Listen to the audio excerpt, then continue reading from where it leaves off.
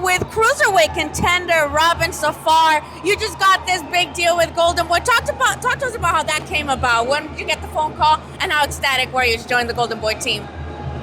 So after my fight against Sergei Kovalev, it was a huge... The Krusher. Yeah, exactly, the Krusher that I crushed. Now it was after that fight, so I had a lot of promoters hitting me up about signing me and stuff. But I felt like the right choice was with Golden Boy because of Oscar De La Hoya and Bernard Hopkins. They've been in the same position where I'm gonna be at, and they know how to get me there.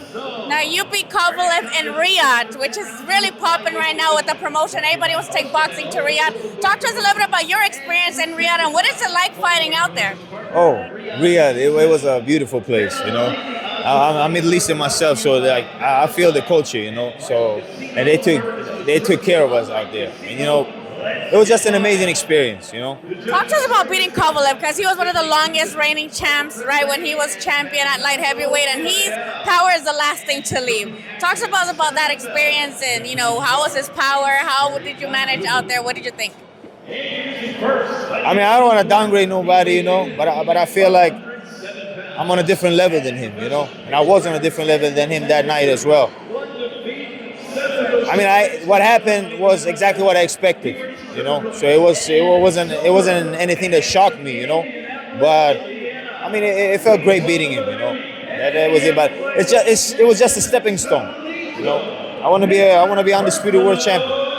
So talk to us about Golden Boy. Realistically, what fights do you think you could get in there? Because they have their share of options. I mean, any fight they give me, I'm happy. I just want to fight, I haven't been that busy the last 3 years, so if they can just keep me busy and get the fights that I need, that's it. If it's a world title fight this year, then let's go for it. I'm not playing anything, so that's fine. What do you say to those people who say that? Who are like, oh, he's been inactive too long? What do you say to people who may criticize that you've been inactive for periods of time? Like, what do you say to those people? You're like, are you staying in the gym? Like, what else what can you say to them? Can I curse? Yes, of course. I don't give a fuck. I don't give a fuck. I don't care what people think about me. I couldn't care less. Where can we expect your return to the ring? Because you're right. The last time was in Riyadh in May, if I'm not mistaken, year, right? Yes, for the Kovalev fight. Where can we expect you next? I'm fighting on a Golden Boy show in Mexico, Cancun, March 29th. The Camarón undercard. Yeah, I think it's Tevin versus Zepeda. Yeah. Okay. It's Zepeda. Yeah. I know his first name. Yeah. Is it your first time in Mexico, or you've been there before? Yeah, I've been in Tijuana before. Oh, okay. Yeah, that's where a lot of us go to watch a lot of the fights. Cancun, that's going to be pretty interesting. Are you familiar with the Mexican culture? I've been in the States now for 6-7 years, and I have a lot of Mexican friends. So, I feel like I'm a Mexican myself. Talk to me about the diet, because at least you're cruiserweight, so you don't gotta watch yourself a little too much. You can go to TJ and get some tacos over there in Cancun.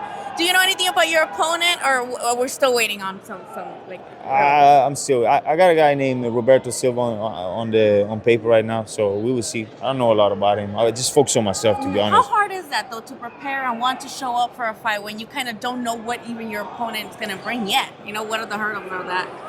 I don't really focus about my opponent. I like to focus on myself.